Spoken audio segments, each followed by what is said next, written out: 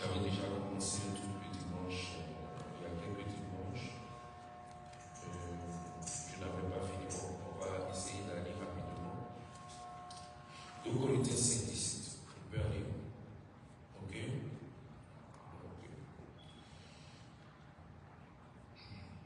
On peut aller rapidement. On va noter 2 Corinthiens 5, 17 rapidement. On va noter Luc 6, 12 à 16. Luc 6, 12 à 16. On peut aller. Luc 6, 12 à 16. Luc 9, 1 à 2. Matthieu 10, verset 1.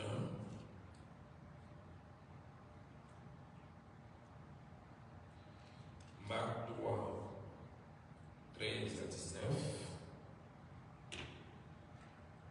Marc 3, 13 à 19. On peut continuer. Et puis Jean 6, 10. C'est bon?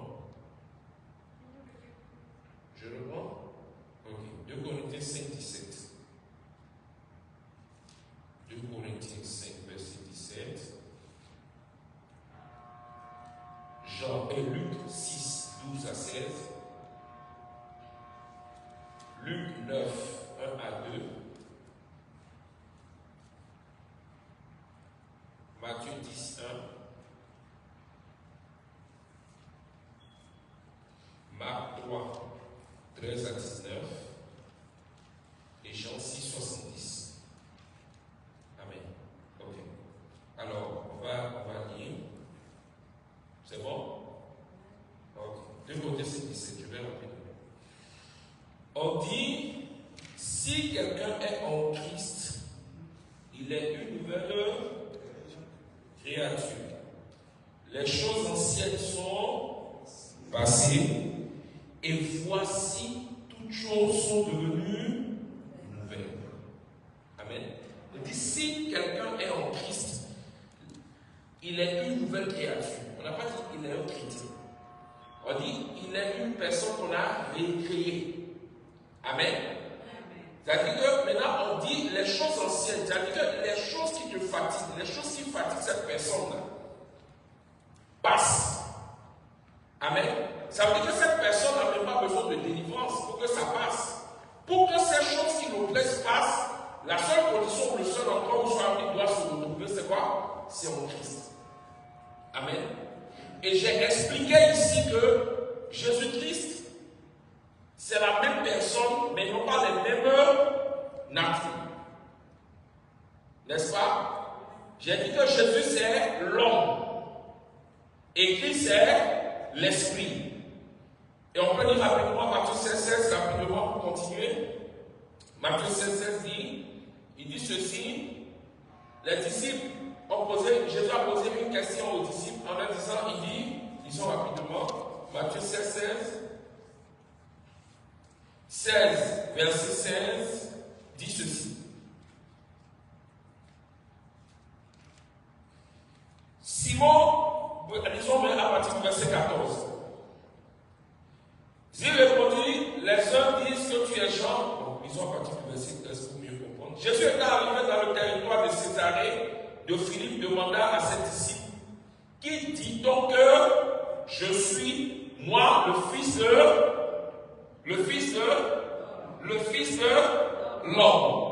Donc, il dit, Jésus est arrivé poser la question, moi, le fils de l'homme. Donc, ici, Jésus s'identifie à un homme. Donc, Jésus, c'est quoi? C'est l'homme. Maintenant, lisons le verset, continuons. Et vous, leur dit-il, qui dites-vous que je suis? Simon-Pierre lui dit, tu es le Christ, le Fils du Dieu vivant. Alors, dans 1 Pierre 4. 1 Pierre 4. 1 Pierre, chapitre 4, verset 1. 1 Pierre 4 dit ceci. 1 Pierre 4. Ainsi donc, quoi? Christ, ayant souffert où? Ainsi donc, Christ, ayant souffert où? Dans la chair. Donc, Christ a souffert dans la chair de qui?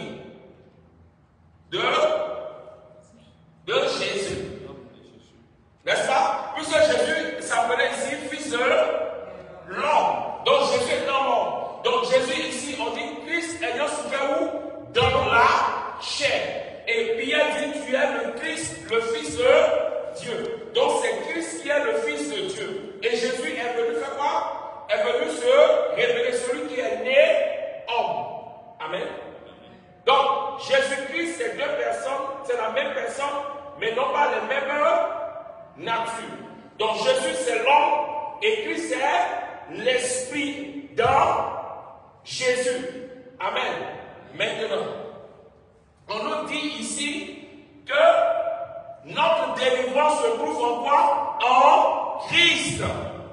On dit si quelqu'un est en Christ, les choses anciennes sont, et voici toute chose est devenue nouvelle. Donc pour que les choses anciennes, les choses qui nous oppressent, pour lesquelles nous prions tous les jours passent, la seule condition c'est de nous retrouver où?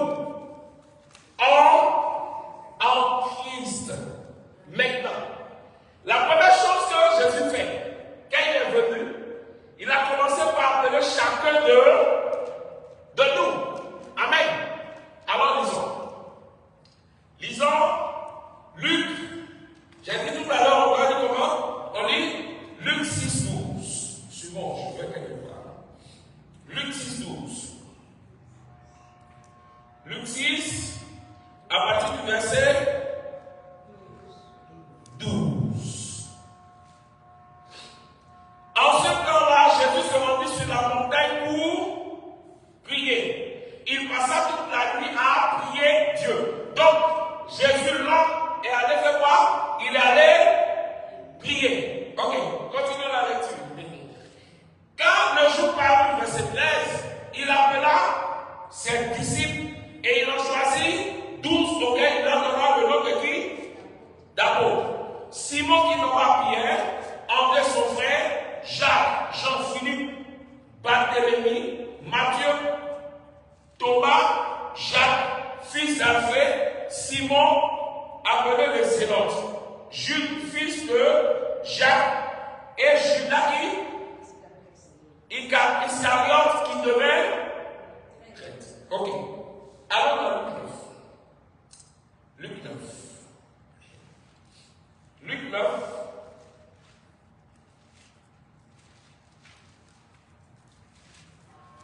Donc, on a vu ici Jésus qui a commencé par appeler chacun des disciples, n'est-ce pas? Luc 9, 1 et 2.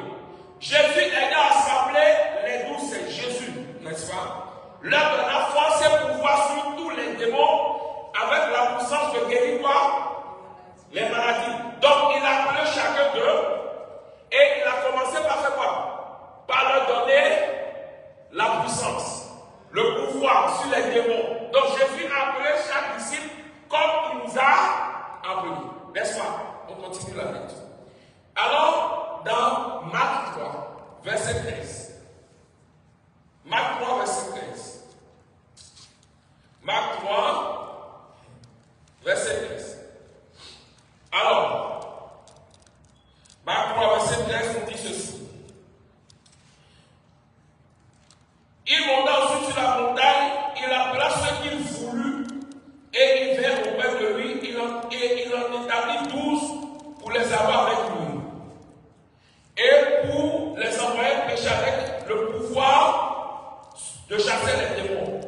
Et voici les 12 qu'il établit, on a nommé Pierre, Jacques, fils de Zébédée, ainsi de suite. Venons au verset 19, on dit, et Judas Iscariote, celui qui livra Jésus. Maintenant, allons dans Jean 6, 70. Jean 6, 70 dit ceci. Après avoir allé dans Luc 22. Jean 6, 70 dit ceci. Jean 6, 70. Jean 6, verset 70.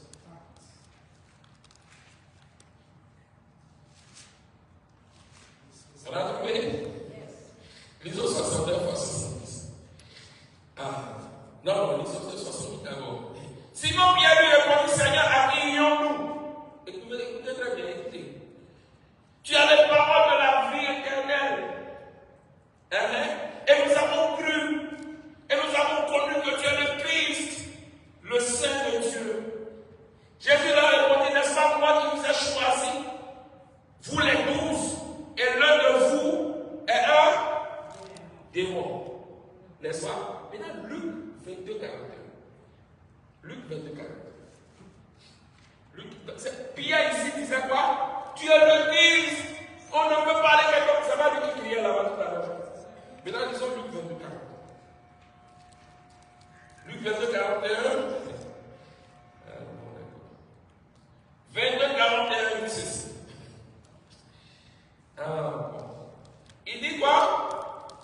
Non, lisons à partir du verset 39. 39 à 40.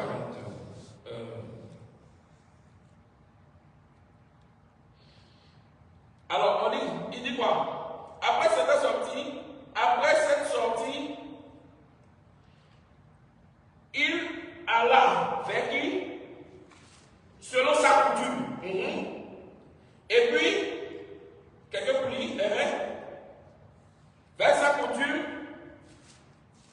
tout le monde a trouvé.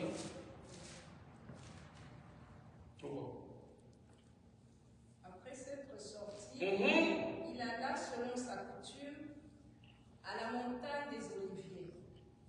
Ses disciples le suivirent. 40. Lorsqu'il fut arrivé dans ce lieu, il leur dit: priez, afin que vous ne tombiez pas en tentation. Donc, ça veut dire que Jésus n'a pas choisi, mais la tentation était là. Maintenant, venez en haut. Venez au verset 31. 31. Toujours au... Oui, verset 31, oui. Le Seigneur dit: Simon, Simon, Satan vous a réclamé pour vous cribler comme le froment. Mais j'ai prié pour toi, afin que ta foi ne défaille point, et toi, quand tu seras converti, affermis ton frère. Donc, ça veut dire que Pierre n'était pas comment? Il n'était pas converti. Donc, quelqu'un qui n'est pas converti, il est comment? C'est un païen. Mais il a eu quoi? Le pouvoir de faire quoi? De chasser les démons, d'évangéliser, de prêcher l'évangile, de dire au Seigneur, nous n'allons jamais t'abandonner parce que tu as la parole. Mais le Seigneur lui dit quoi? Il n'est pas converti. Donc ça veut dire, et puis Judas était comment? Il était un prêtre.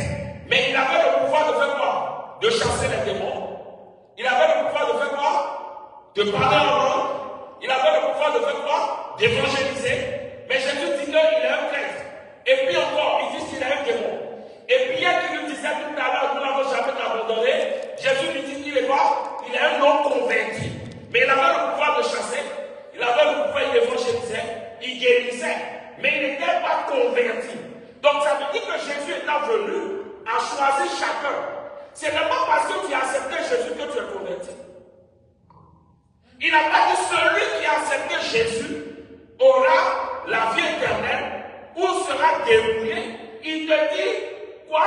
Celui qui va se retrouver en Christ. Donc tu peux accepter Jésus, être voleur le matin et être chrétien le soir. Donc ta vie ne change pas parce que tu as accepté Jésus. Ta vie change parce que tu te retrouves en Christ. On peut continuer. On peut continuer. C'est comme Ruth vient. Jésus appelle, il a appelé chacun, n'est-ce pas? Il t'a appelé, il m'a appelé. Nous sommes venus à lui, nous péchons. Quand nous péchons, nous allons vers Jésus et puis nous lui disons quoi? Seigneur, pardonne-moi. Et Jésus nous dit tout le temps quoi? Répands-toi. Chaque fois qu'on pêche, on va toujours vers lui. Seigneur, j'ai mal fait. Et il nous dit toujours quoi? Répands-toi. Donc Jésus étant l'homme, venant appeler chacun de nous en tant que quoi? En tant qu'homme, avec notre nature, avec notre faiblesse, avec qui nous sommes. Maintenant, chaque fois que tu fais le mal, quand tu vas vers lui, il dit je te pardonne, je suis d'accord, mais répands-toi. Mais quand il dit de te repentir, il te rappelle une chose, il te dit ce que tu veux en me demandant pardon, moi je te pardonne. Mais le pardon que tu me demandes ne change rien. Pour que ta nature change et pour que tu sois béni, il faut que tu te retrouves en Christ. Donc moi qui suis Christ, si tu ne te retrouves pas en moi, tu n'auras pas ce que tu veux. Donc le problème n'est pas de venir accepter Jésus. Le problème n'est pas de confesser Jésus. Le problème n'est pas d'utiliser le nom de Jésus. Le problème est de tout faire pour faire qui tu es, pour te retrouver en Christ. Parce que ta délivrance ne se retrouve pas dans le fait que tu connais son nom, mais ta délivrance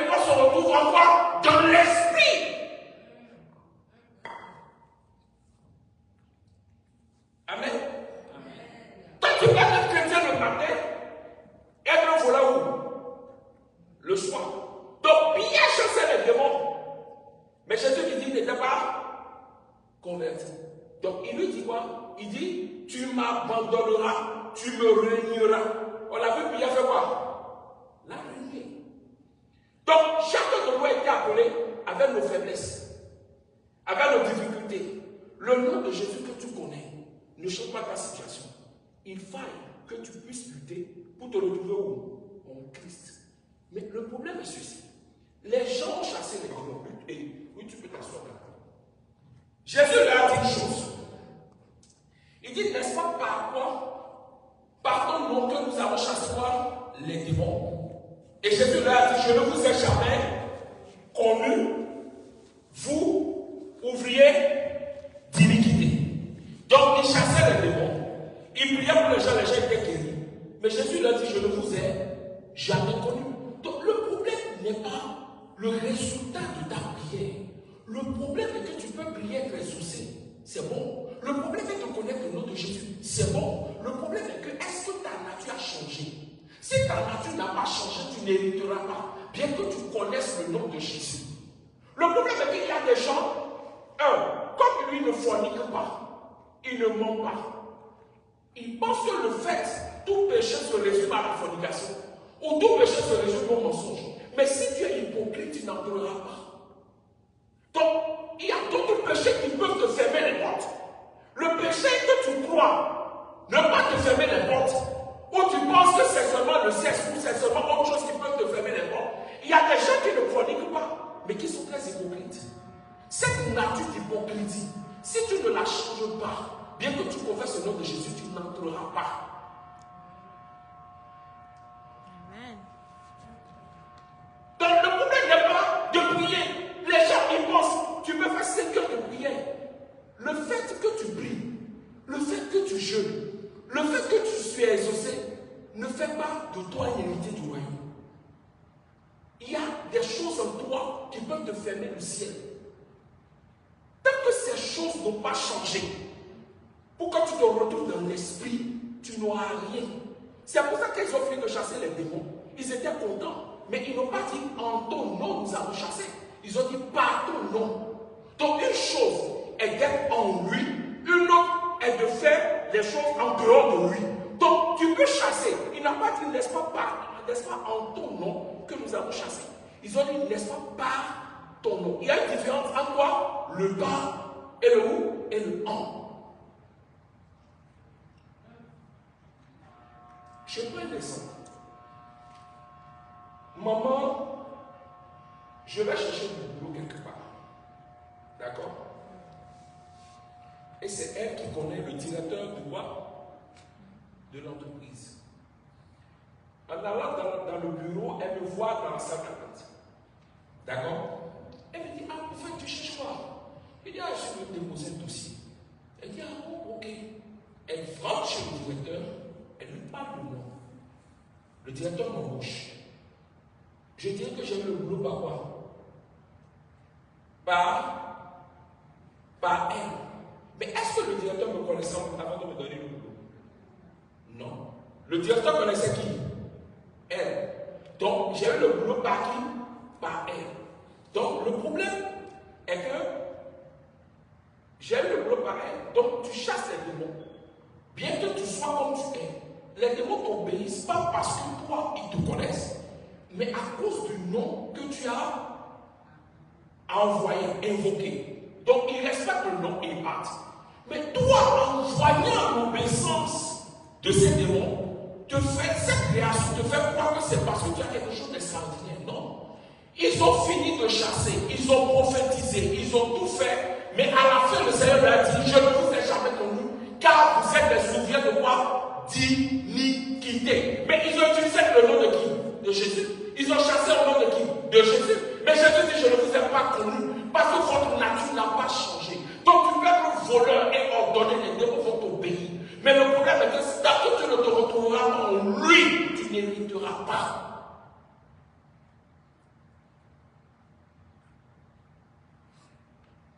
Donc l'exaucement n'est pas un problème. Chasser n'est pas un problème. C'est qui tu es à la fin qui est le problème. Judas était un démon, la Bible l'appelle démon. Il était un prêtre, mais chassait les démons. Le problème est que beaucoup de chrétiens sont à l'église, sont en Christ, de Jésus appartiennent à une église, leur situation, ou parce qu'à partir de cette message, ils sont des héritiers de toi. Tu n'es pas un héritier parce que tu as ordonné un démon, il est parti. Un démon est parti parce que Jésus a eu pitié de quoi? De la personne qui est possédée. Donc, l'amour qu'il a pour cette âme fait que l'esprit part. Mais l'esprit ne va pas partir parce que toi, tu es connu. Mais toi, tu as été juste utilisé. Mais à la fin, tu seras rejeté. Tant que tu ne changeras pas ta nature. Amen. Amen. Amen.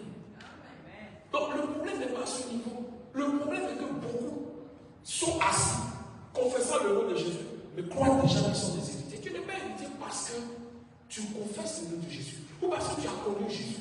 Non. Est-ce que tu es en Christ? Parce qu'une fois pour te retrouver en Christ, il faut que tu luttes contre toi-même. Il faut que tu puisses vaincre qui tu es. Et tant que tu sois comme tu es, tu vas prier, tu seras exaucé. Tu vas jeûner, tu seras exaucé. Tu auras toutes sortes de prophéties. Mais ta nature, ta vie ne changera en rien. Parce que la Bible dit dans Habakkuk 2.3, il dit quoi? Lisez-moi ça, Habakkuk 2.3, dit quoi? Il dit si la prophétie tarde, la prophétie c'est quoi? Lisons Habakkuk 2.3. Habakkuk 2.3 dit, Habakkuk 2.3 dit ceci.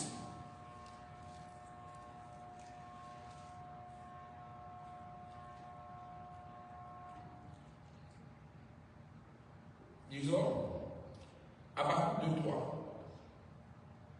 Car c'est une prophétie dont le temps est déjà fixé. D'accord. Elle marche vers son terme et elle ne mentira pas. Si elle tarde, attendra. D'accord. On dit la prophétie fait quoi? Est, vous lisez. On dit est déjà fixée. Elle marche vers son terme. Qu'est-ce qui marche? La prophétie. La prophétie. Ah, la prophétie, c'est quoi? C'est une parole de Dieu donnée à quelqu'un d'une chose qu'il va accomplir, n'est-ce pas? Donc, la prophétie, c'est quoi? Si la prophétie est une parole de Dieu, et Dieu, c'est quoi? C'est la parole.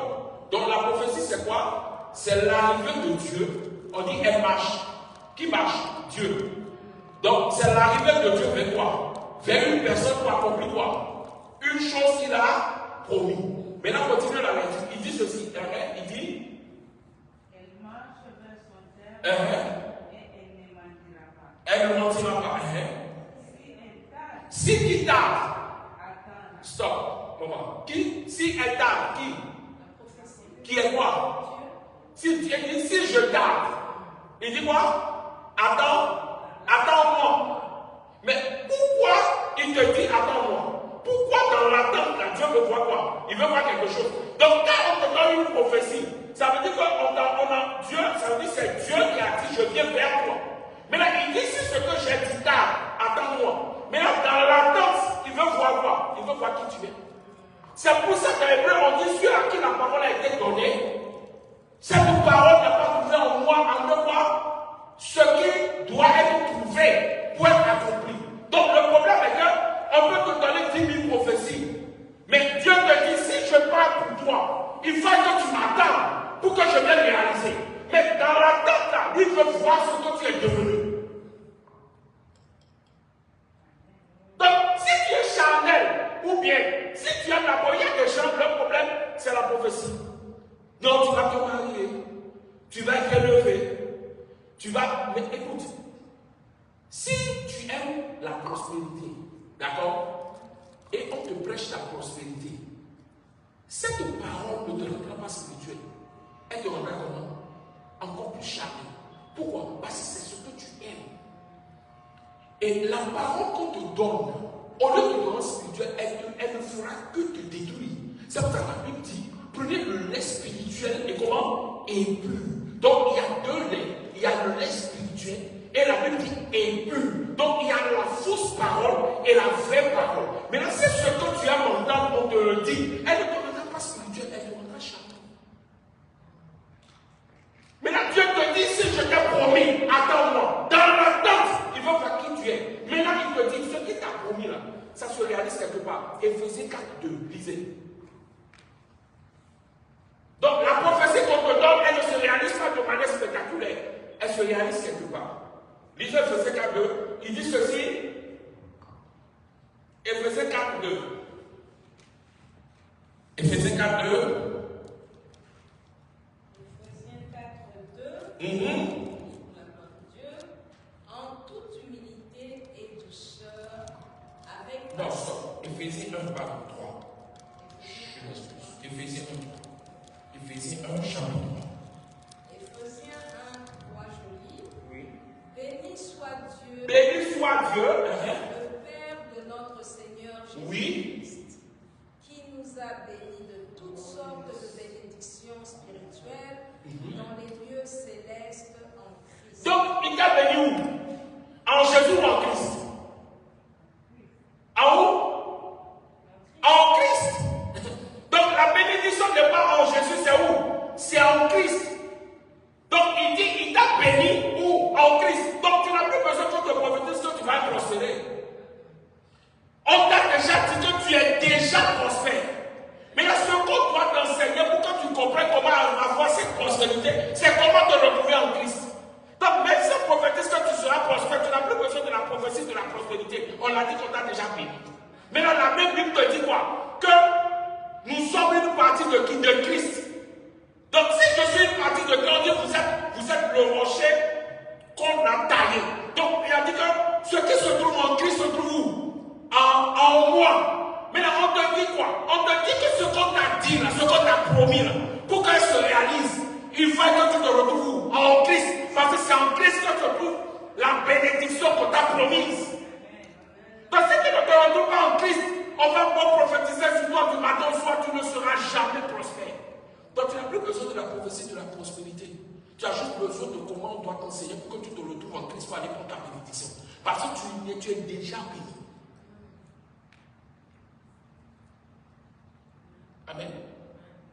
Donc, si quelqu'un est en Jésus, simplement il est venu converser Jésus, tout son problème, il y a d'autres c'est la prophétie, il y a d'autres c'est le miracle, il y a d'autres c'est quoi? C'est le succès, il y a d'autres c'est quoi? C'est la délivrance. Mais on te dit ici qu'on t'a déjà béni. Donc on n'a plus besoin de te dire que tu seras béni. Tu es béni. Maintenant le problème, on te dit, il y a un endroit où ça se trouve. C'est là-bas, il faut aller pour prendre. Amen. On t'a dit ici que tu es béni, mais on te dit que c'est dans la maison du pasteur Sylvain que tu es, que se trouve quoi? Maintenant, pour aller prendre, tu fais quoi? Tu restes ici et puis tu te retrouves là-bas. Tu dois faire quoi? Tu dois quitter ici, affronter quoi? Les accidents. Affronter quoi? Les feux rouges. Affronter les embouteillages. C'est quand tu vas vaincre tout ça que tu vas te retrouver où? Chez lui. Et c'est en te retrouvant chez lui que tu apprends, parce qu'on a dit que c'est là-bas que se trouve. Mais toi, tu t'assois, on te dit que tu es prospère, et puis tu acclames. Dès que tu acclames, est-ce que tu es prospère? Non. Tu ne deviens pas prospère parce qu'on a prophétisé sur toi. Tu deviens prospère parce qu'on a dit que tu es déjà prospère. Maintenant, l'endroit où se trouve la bénédiction, je te dis que c'est en Christ. C'est là-bas que tu seras prospère. Donc, on peut déclarer sur ta vie du matin au soir. Tant que tu ne seras pas en Christ, tu ne seras jamais ce qu'on a dit. Amen. Amen. Est-ce que vous comprenez? Vous savez, tu n'auras rien de manière facile. Tant que tu ne deviendras pas spirituel, tu n'auras rien.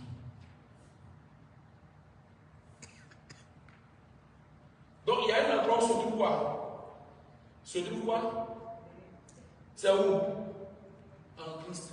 Donc quand tu viens, tu confesses Jésus, tu deviens prospère, c'est ça? Hein? Donc quand tu suis d'accepter Jésus et puis tu deviens riche, c'est ça? Non. Il dit attends-moi. Attends la prophétie, attends-moi. Mais quand il va venir, il faut qu'il te retrouve en Christ pour accomplir ce qu'il a promis. Mais où es-tu? Où es-tu? Est-ce que Judas voulait se suicider? Est-ce que Jésus est parti pour lui enlever la corde? Non. Il s'est suicidé tranquille. Pourtant, c'est Jésus qui est pour mourir pour nous. Pourquoi il n'a pas sauvé Judas? Parce que Judas, son cœur n'a pas changé. Tant que tu n'as pas changé cette mauvaise nature, tu peux beau prier, tu peux beau guérir, tu peux ressusciter les morts, mais tu n'entreras pas. Et beaucoup pensent que le fait qu'ils prient, les gens sont guéris, Ils sont déjà auprès de Dieu. Il y a d'autres même, ils pensent que le fait qu'ils prient et puis ils sont déjà auprès de Dieu. Mais non, Satan aussi peut t'exaucer. Satan peut t'exaucer pour te permettre de continuer dans ce que tu fais.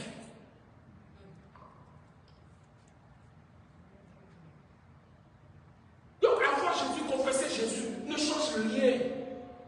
Et Jésus même t'a dit, le seul endroit où tu vas te retrouver pour avoir tout ce que tu demandes, c'est en nous, en Christ.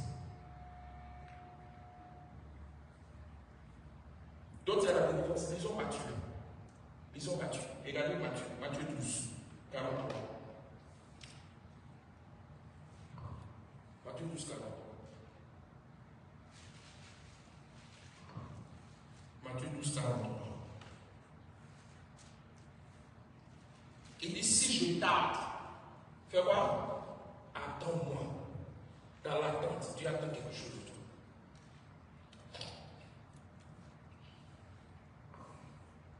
Dieu attend quelque chose de qui? De toi. Alors, Matthieu 12, lisez à partir du verset 43. On peut lire. Suivons.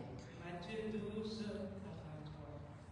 43. Lorsque l'esprit impur est sorti d'un homme. Lorsque l'esprit impur est sorti d'un qui? D'un qui? D'un homme. Donc d'une personne comment? Charnelle. Donc, ça veut dire l'esprit se réfugie où? Dans la chair.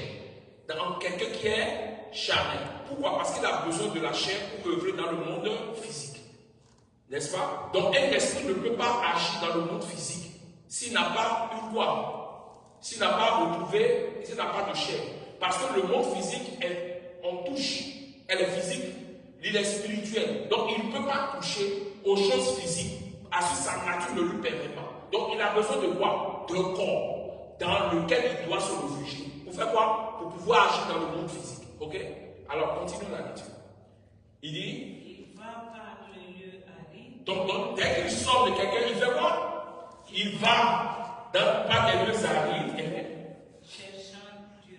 Cherchant du repos. Et il n'en trouve point. Continue. Il dit. Alors il dit. Je retournerai où? Donc, tout démon te regarde comme quoi? Comme sa maison. Il dit, je retournerai où? Dans ma maison. Mais qui lui a donné le droit de te regarder comme sa maison? C'est toi-même, puisque tu es charnel. Donc, le charnel n'appartient pas à Dieu. Donc, tout ce qui n'appartient pas à Dieu, lui revient de droit. Donc, tout ce qui appartient à Dieu, ton esprit, lui revient de droit à Dieu. Donc, ton physique ne revient pas de droit à Dieu, puisque la chair est inimitié contre qui? Contre Dieu. Donc, la chair fait ce qui n'est pas de Dieu, Donc, il dit, je retournerai où? Dans ma maison. Maintenant, on a chassé l'esprit. Je suis venu, j'ai dit, au nom de Jésus, il est sorti. Maintenant, quand il est sorti, la Bible dit, il va se promener. À un moment donné, il dit, bon, il faut que je retourne où? Dans ma maison. Continuons la lecture. Il revient. Continuez. Je retournerai dans ma maison. D'où je suis sorti. Et quand il arrive, il la trouve vide. Il la trouve comment? Vide. Balayé.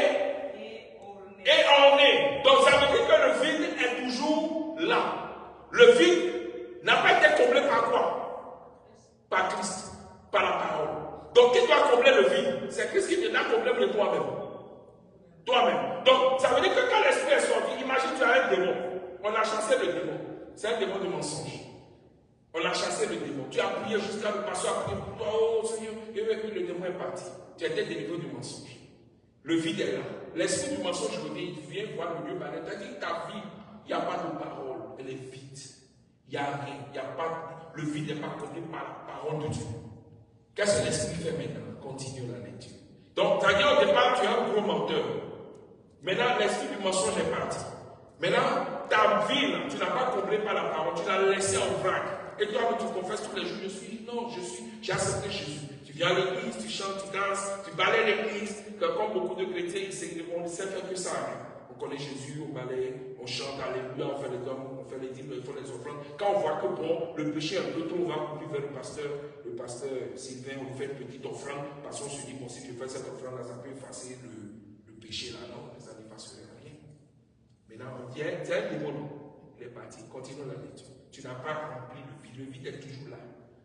Ton mensonge, c'est vide, tu n'as pas le temps de la parole, tu t'en fous, mais tu sais que tu ne connais que le nom de Jésus. Tu penses que la vie chrétienne s'arrête à accepter Jésus, confesser Jésus.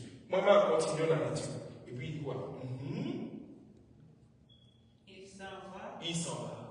Et il prend avec lui 7 autres esprits plus méchants. Donc ça dit lui-même mensonge, même là, c'est grave. Bon. Maintenant, lui qui est sorti, il ne revient pas, il va chercher encore pire que lui. Vous voyez comment c'est? Et puis, en 7 plus lui, ça fait combien? 8. Donc, d'un démon, tu te retrouves maintenant avec combien de démons? 8. Donc, toi qui ne faisais que mentir, tu vas te retrouver à commettre des actes que tu ne commettais pas avant. Mais toi-même, tu te demandes, mais comment je me retrouve à faire ça? Parce que le 1 qui est parti, quand tu n'as pas rempli le vide, il est revenu. Donc ils sont devenus 8. Donc maintenant il y a mensonge. Maintenant il y a adultère. Maintenant il y a quoi? Il y a prostitution. Il y a fornication.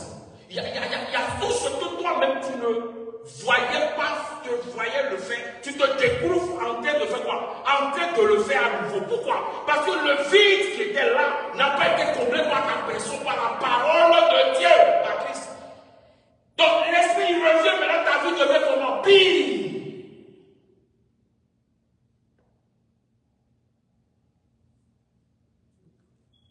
Maintenant, c'est 8, non? 8, on va continuer la lecture. Donc il y a 8 maintenant. Ok, continuons. Ils entrent dans la maison. Ils entrent dans la maison. Pourquoi? Parce que dans cette maison, il n'y a pas Christ. Tu es venu à Jésus, mais Christ doit être en toi. Mais tu es juste venu, mais Christ n'est pas à l'intérieur. Donc tu ne fais que avoir Christ, tu es venu à Christ. Mais Christ veut avoir une place en toi. Donc, tu as dit que cette maison doit devenir maintenant un temple. C'est quand Christ va siéger que tu deviens maintenant un temple. Quand un démon habite, tu n'es qu'une maison. Parce que la maison appartient à plusieurs personnes. Maintenant, continue la lecture. Maintenant, il dit quoi? Il entre dans la maison, s'y établissent, et la dernière condition de cet homme est pire que la première. La dernière condition de qui? De l'homme. De cet homme devient comment? Pire que la première. Pire que quoi? Pire que la première. Donc ça veut dire que sa première condition était même encore un peu mieux. On l'a chassé, non? C'est devenu maintenant pire.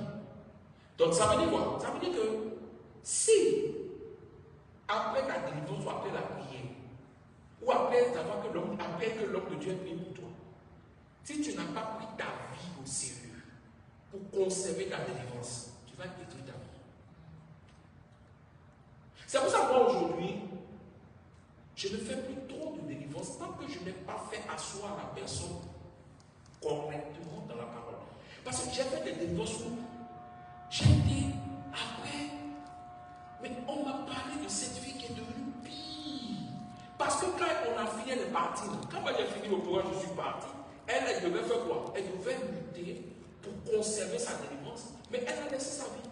Elle est pire prostituée de haut de gamme. Pourquoi? Parce que quand on te chasse, ça ne fait pas dire que tu n'as rien fini. On te dit ici, le lieu est balayé, comment et orné. Donc c'est à toi maintenant de faire quoi? De t'attacher à la parole pour remplir le vide de la présence de Christ. Mais si tu ne l'as pas rempli, l'esprit revient, il revient et vient voir le lieu. Il regarde, il voit que l'endroit est vide. Il vient s'asseoir. Et la condition de la personne devient pire. Donc ta vie chrétienne, tu dois la prendre au sérieux. Tu ne peux pas t'asseoir et dire, Seigneur Jésus viendra tout faire pour toi. Il y a un prix à payer. Lisez-moi Jean 5. Regardez ce que Jésus dit à quelqu'un. Regardez ce qu'il dit. Jean 5, à partir du verset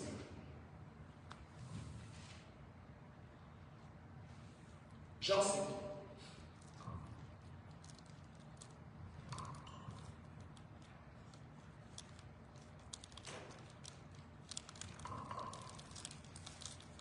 Jean 5. C'est plus sérieux. Hein? Vous pouvez prier, Seigneur, délivre-moi, délivre-moi. Apporte ta délivrance. Vous allez voir ce qu'il a dit. Quand il a fait de délivrer quelqu'un, écoutez ce que Jésus même a dit à la personne. Regardez ceci. Lisons. Jean 5 à partir du verset 1. Comment? Lisons. Après cela, il y eut une fête des Juifs. D'accord. Et Jésus monta à Jérusalem. D'accord. Or, à Jérusalem, près de la porte de Brévis, il y avait une piscine qui s'appelle... Ok. Non, maman, venez même au verset 13. Venez en bas. Le dit de l'homme, oui, verset 13. Mais celui qui avait été guéri ne savait pas qui c'était, car Jésus avait disparu de la foule. Donc ça veut dire que lui-même, il ne savait même pas qui était Jésus. Il ne savait même pas. Et la délivrance est venue à lui, n'est-ce pas? Hein? Donc lui-même ne savait même pas qui était Jésus. Mais Jésus l'a délivré. Maintenant, écoutez ceci. Continuons la lecture. Continuons. Maman, continuons. Mais celui qui avait été guéri ne savait pas qui c'était, car Jésus avait disparu de la foule qui était à ses lieux. Ok, continue. Et puis, Jésus le trouva dans le temple et lui dit, Elle dit, voici, tu as été guéri, ne pêche plus, de peur qu'il t'arrive quelque chose de pire. ah, c'est moi je viens de dire c'est Jésus. Jésus lui dit quoi? Après qu'il est délivré, lui dit, va et ne pêche plus. Donc, va et ne fais plus ce que tu as fait, qui a permis à ce démon d'entrer. Maintenant, j'ai enlevé ce démon de toi. Maintenant, va, mais ne refais plus les choses que tu faisais qui lui a permis d'entrer. De peur que quelque chose de pire ne fait quoi? Ne t'arrive. C'est Jésus qui a dit, mais c'est Pierre. C'est Jésus. Il dit, de peur que quelque chose de pire ne t'arrive. Donc, après ta délivrance, si tu ne conserves pas ta délivrance, en t'accrochant à la parole et rempli de vie, tu vas détruire ta vie. Tu seras en train de confesser, Jésus, je connais Jésus, mais ta vie serait misérable. Parce que ce qui est sorti viendra siéger à nouveau avec les pires et tu seras détruit. La vie chrétienne n'est pas un jeu. Amen. Ce n'est pas un jeu. Et ça, je le rappelle tout le temps. Le Seigneur m'a dit, ne t'es point, parle. Et je ne cesserai pas de parler. Parce que le sang de quelqu'un ne me sera pas réclamé. Je vais parler. Il dit, parle. Et je parlerai. La vie chrétienne n'est pas un jeu. Jésus l'a délivré. Mais il lui dit quoi? Il dit, va et ne refais plus les choses que tu faisais, qui ont permis à cet esprit d'entrer, de peur que le pire ne t'arrive. Il n'a pas dit, va, tu es délivré, c'est fini. Même si tu fais ce que tu veux, je suis là. Moi, je suis là. Invoque mon nom simplement. Et il n'entend pas. Il n'a pas dit ça. Il dit, va et ne fais plus. De peur que le pire ne t'arrive. Donc ça veut dire que tu peux détruire ta vie en ne prenant pas au sérieux ta vie chrétienne.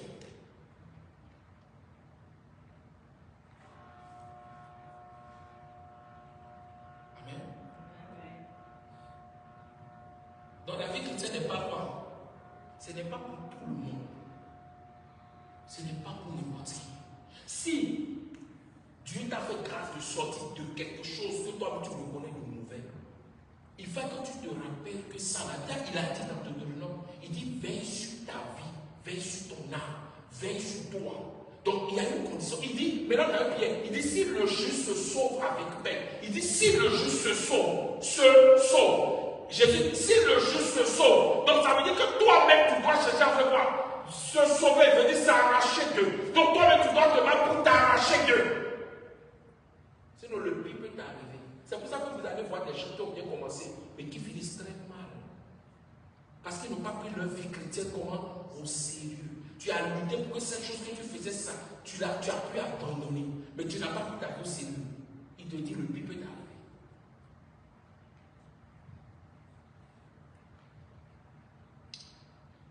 Amen.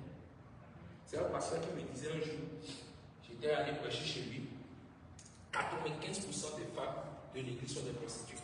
Parce que l'église est dans une zone, dans un quartier de prostituées. Et il m'appelle, il dit, ça va me dire, mais ce que tu prêches là, c'est trop fort. Non, ils vont fuir, elles vont fuir. Non, il faut diminuer un peu. Non, c'est trop fort.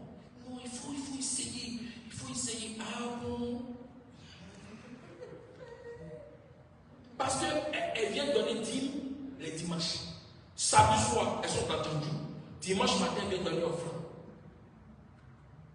Et elle me dit, il faut aller doucement. C'est ton ça que tu dis là, ils vont fuir. Ah bon? Donc toi, tu as dit quoi? Tu as dit, son problème n'est pas les armes. Son problème c'est quoi? C'est sa poche. L'argent. J'ai déposé son micro. C'était à mon anniversaire, j'ai acheté un gâteau. Je n'ai pas mangé. Moi, je mangeais. Tu as fini de manger, puis tu vas devenir Django maintenant. Agent de publicité à faire nourriture. Il faut manger. La Bible dit, ne laissez pas votre cœur s'appesantir à cause par la nourriture. Donc tu as fait de manger et tu es foutu. Je n'ai pas mangé, j'ai déposé, je suis parti. Tu t'imagines une femme voit des filles dans une mauvaise vie et dit ce que tu dis est trop faux. Il faut aller doucement. Donc de leur dire quoi? Vous êtes béni, tu seras élevé. J'ai vu que tu vas te marier à un blanc. C'est ça, non?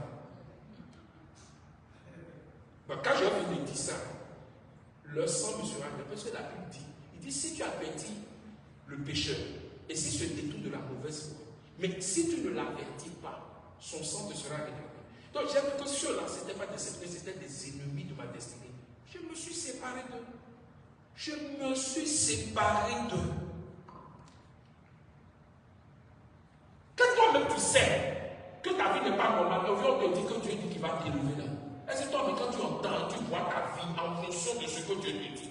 Est-ce que toi-même quand tu vois pas qu'il y a un problème? Un père ne laisse pas. Imagine ton enfant refuse d'aller à l'école et toi tu sors, tu lui achètes une voiture, tu organises une fête pour l'enfant. C'est que tu es un père sorcier, tu ne lèves pas. Jésus, quand il est venu, il dit répondez-vous. Donc le père, il voit l'iniquité, il reproche l'iniquité à l'enfant. Mais le père n'encourage pas l'enfant. Mais quel père te voit dans l'iniquité t'encourage dedans? Et Dieu ne voit pas ton péché, mais tout ce qui intéresse Dieu, c'est comment tu vas être prospère. Il y a un problème. Et toi-même, tu dois t'asseoir. Quand tu entends ça, tu prophètes, tu mens. Il ne faut pas avoir honte. Parce que souvent on dit, non, ne touchez pas à mes soins. Ne touchez pas à mes soins. Tu sais qu'il te ment. Tu sais que tu connais ta vie. Tu sais qu'elle est mauvaise. Il est en train de te prophétiser. Mais tu lui dis, tu mens. Tu n'auras rien. Il ment.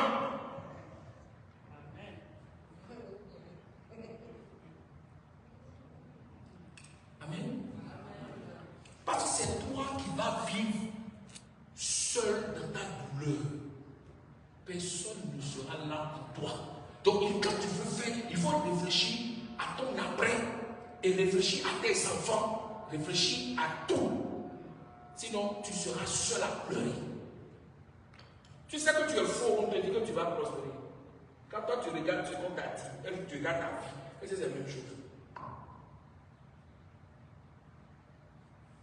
Et c'est ça que beaucoup de chrétiens recherchent.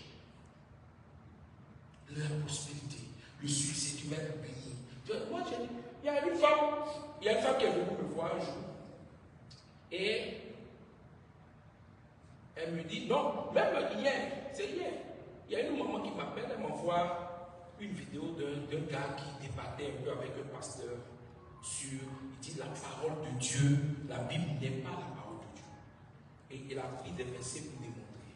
J'ai dit à la maman, c'est ton expérience avec Dieu qui te permettra de savoir si la parole de Dieu, si la Bible est la parole de Dieu. Si tu n'as pas une vie avec Dieu, et que tu vas prendre ton temps à écouter tout ce que les gens disent, moi je ne veux pas entendre tout ce qu'on dit. je veux me contenter de ce que la Bible me dit. Au moins, si Dieu veut me dire que tu vas aller en enfer, je saurai au moins que je suis resté attaché à ce que j'ai ici, pas à autre chose. Parce que, regardez Ève, le même fruit qui était devant Ève a brillé lorsque Satan lui a parlé. Il y a des paroles qui ressemblent à la parole de Dieu, mais derrière cette parole se trouve un autre esprit qui n'est pas la parole, qui n'est pas l'esprit de Dieu. Donc elle a dit, elle dit, maman, moi pour moi, la Bible, cette Bible, elle est la parole de Dieu. Je lui donne un témoin. Elle dit, bon, pour moi, avec mon expérience avec Dieu, pour moi, elle est la parole de Dieu. Pour l'autre, ce n'est pas la parole de Dieu. Il a sorti un verset qui dit, toute écriture a été inspirée de Dieu. Suivez bien. A été inspiré de Dieu. Donc, le mot inspiré, ça ne vient pas, on n'a pas dit, toute parole a été dite par Dieu. Donc, il a sorti le verset. Est-ce que c'est pas ton verset? Est-ce que ce verset-là, c'est pas vrai? Est-ce que ça va quand la Bible est inspirée, et puis il te dit que ce n'est pas la parole de Dieu, et que ça a été inspiré, est-ce qu'il n'a pas raison? Il a raison. Mais pour que toi tu saches si la Bible est vraie, il faut que tu aies une vie avec le Seigneur. Tu dois avoir une expérience avec le Seigneur qui va te prouver maintenant qu'elle est vraie. Moi, j'ai reçu une femme, 9 ans de mariage. Le monsieur décide de divorcer. J'ai dit, ok. Elle est venue au programme. J'ai dit, maman, ça va? Elle me dit, mon mari veut divorcer. Je lui ai dit, ok. Je lui ai posé une question. Il dit, quand l'ange est venu vers Marie, l'ange a parlé à Marie. Il a laissé une parole. Elle dit oui. Je dis, qu'est-ce qui est devenu un enfant dans les entrailles de Marie? Elle dit, la parole que l'ange a laissée. Il dit, ok. Elle dit, si tu écoutes l'enseignement, tu comprends, avant la fin du mois, tu auras un enfant. Tu vas prendre une grossesse. Elle dit, ok. Quand j'ai fini l'enseignement, je l'ai appelé. Je lui ai dit, mais qu'est-ce que j'ai dit? Fais-moi le résumé de ce que j'ai dit. Elle dit, elle m'a expliqué. Elle a suivi. J'ai dit, comme tu as suivi, comme cette parole demande toi, va, avant la fin du mois, tu m'appelles. À 3 semaines après, elle a fait arrêt grossesse. Mais qu'est-ce qu'il a fait? C'est la parole qu'elle a entendue. Cette parole s'est transformée en bébé, comme Jésus a été dans les entrailles de Marie par la parole. Donc, elle a cru, elle a gardé, elle a cru en cette parole et elle est devenue, elle a pris une grossesse. Donc, avec ça, là, on ne peut pas me dire que la Bible n'est pas la parole de Dieu. Pour moi, elle est la parole de Dieu parce que ma marche avec Dieu m'a permis et Dieu m'a prouvé que c'est sa parole. Donc, si vous n'avez pas une vie avec le Seigneur et que vous n'êtes pas attaché à cette parole, pour que Dieu se révèle à vous par sa parole, même s'il va vous amener des enseignements, vous allez écouter des choses qui vont vous détruire. Parce que de jour en jour, il y aura plein de paroles. Mais la seule parole qui pourra débattre avec ce que les gens disent, c'est ce que tu connais et ton expérience avec le Seigneur. Quand tu vas la remplir, tu vas remplir ta vie de la parole. Elle te convaincra et t'emmènera, tu feras ce qu'elle te fait. Il y a une autre qui est venue, une musulmane. Je l'ai regardée. J'ai dit, madame, vous êtes enceinte. Elle dit, non. Moi, je suis parti dire à la personne, mais vous trouvez les gens là-haut. Les gens là ont faim. Ils se promettent, ils disent que je suis. 2 semaines après, elle va chez la dame. Elle court et va la voir. Elle dit, ah, je veux voir le prophète. Le monsieur qui m'a parlé ici. La dame dit, ah, la dame m'appelle. Elle dit, je suis allé à l'hôpital, j'avais des douleurs au ventre. Je vais à l'hôpital. On me dit qu'il y avait un fœtus qui ne vivait plus. Mais il faut qu'on puisse l'enlever. J'ai dit, non, dis au médecin de ne pas toucher. J'ai dit à la dame, acheter de l'huile. C'était une musulmane, elle est partie acheter. Quand elle est venue, j'ai dit, ouvre. Parce que je ne veux pas fermer les yeux. Lui dit, ferme les yeux. Moi, je vais fermer. Après, elle m'a dit, quand elle a fermé les yeux là, j'ai mis quelque chose dedans. J'ai dit, toi, me ouvre avec ta main. Parce que si j'ouvre moi-même, elle va dire qu'il y a une puissance dans ma main. J'ai dit, ouvre. Elle a ouvert. J'ai prié. J'ai dit, prends bois. 2 jours après, retourne-toi à l'hôpital. Elle est partie. Le médecin était surpris de ceux qui étaient morts vivants. Elle a fait 2 jours. Ça pour vous dire, si vous ne vous attachez pas, si vous ne remplissez pas, si vous ne vous retrouvez pas en Christ, vous ne serez pas la personne que vous devez être. Vous allez avoir le nom de Jésus. Vous allez passer votre vie à l'église. Vous allez chanter. Mais votre vie ne changera pas. Vous n'aurez que des miracles superficiels. Vous n'aurez qu'une vie superficielle qui ressemble à quelque chose de bon, mais qui dans le fond n'est pas ce que tu tu as prévu que tu sois. Donc vous devez vous attacher. Vous faites tout votre Christ pour que Christ soit en vous, pour que cette parole soit en vous, pour que vous attachez à cela. Vous devez conserver votre délivrance que Christ vous a accordé le jour où vous l'avez rencontré. À partir de cet instant, votre vie sera une vie de miracle. La vie chrétienne est un prix à payer. Ce n'est pas une vie de facilité. Il y a des gens qui sont venus à Christ, qui sont paresseux. Et ils veulent tout avoir. Ils veulent s'asseoir. Il y a même un prophète qui a dit à quelqu'un la fois dernière, tu n'as plus besoin de prier. Il dit, ma fille, je suis là pour toi. Je suis là pour toi. Fais des offrandes. Mais papa est là pour toi. Papa est là pour toi. J'ai dit à la fois, il dit, tu es malade, toi tu es foutu. Donc lui, il est là pour toi. Toi, tu ne pries pas. Tu ne jeûnes pas. Toi, tu es assis. Et puis lui, il est là. Il est là pour toi. Donc toi, tu paies les dîmes et les offrandes. Et lui, il est assis. Et lui, il n'a même pas ton temps. Dès que tu finis de lui donner la dîme et l'offrande, il t'a déjà oublié. Il va encore à la recherche d'une autre personne qui va lui apporter plus. Donc tu es la plus malheureuse. Si tu ne te réveilles pas, que tu ne pries pas, et que tu crois que moi je vais faire pour toi, moi je ne fais que 10% pour toi. Les 90% c'est toi-même. Et parfois même, je ne me rappelle même plus de toi-même. Parce que tellement bien mes problèmes que je ne suis pas senti sur ça. C'est quand je me rappelle que je me dis, ah maman Seigneur, bénis ma maman. Parfois même je l'oublie. Donc si toi-même tu ne te lèves pas pour prendre ta vie au sérieux, tu vas être malheureuse. Il n'y a pas de facilité en Christ. Il n'y a pas de facilité. Sinon Jésus dit, venez à moi, vous tous êtes fatigués, chargés. Et le verset qui suit dit, il dit, prenez mon joug. Car mon joug est. C'est-à-dire que le monsieur qui est venu, au lieu d'enlever les bagages, il te met encore lui-même ses bagages. Il rajoute à tes bagages. Et il dit, mais là, il faut marcher. C'est avec quelqu'un comme ça que vous voulez vous amuser. Je vous en prie, prenez votre vie chrétienne au sérieux. Sinon vous serez malheureux. Et vous n'allez pas entrer. Si vous croyez au petit miracle qui se produit dans vos vies et que vous croyez vous attacher à sa pensée que le Seigneur doit chez vous, vous tombez. Il y a encore plus à lier en Christ. Le Seigneur vous bénisse. Tu vas faire lever ta voix, tu vas te lever, tu vas faire cette prière. Tu vas dire, Seigneur, en ce soir, je me remets encore dans tes mains. Je te demande pardon pour toutes les facilités que j'ai laissées entrer dans ma vie. Je te demande pardon du fait que je n'ai pas veillé sur ma vie. Seigneur, que ton pardon m'atteigne ce soir. Prie ainsi au nom de Jésus. Dis, Seigneur, j'ai laissé la distraction. J'ai pris la vie chrétienne comme un jeu. Me voici en ce soir, Seigneur. Je te demande pardon. Que l'esprit du pardon me localise en ce moment. Que l'esprit du pardon me localise maintenant. Tu as dit que tu ne rejettes pas dans les vases en défaillance devant toi. Oh, ce soir, Seigneur, le vase que je suis est tombé en défaillance. Mais Seigneur, ce soir, par ta main, relève. Fortifie-moi. Seigneur, par ton esprit, rappelle-moi ce que je dois faire. Rappelle-moi ce que tu m'as enseigné. Rappelle-moi ce que je dois faire afin d'être toujours agréable à toi. Seigneur, j'ai perdu ma délivrance. Mais ce soir, que ta grâce qui m'a accordé la délivrance au premier jour de ma rencontre avec toi, que cette grâce me relocalise maintenant. Afin que, Père, tout démon, Seigneur, que j'ai fait entrer dans ma vie, par ta grâce et par ta bonté, Seigneur, ôte-les de mon corps, ôte-les de mon âme, ôte-les de mon esprit. Afin que l'esprit de délivrance se saisisse encore ce soir. Merci Seigneur.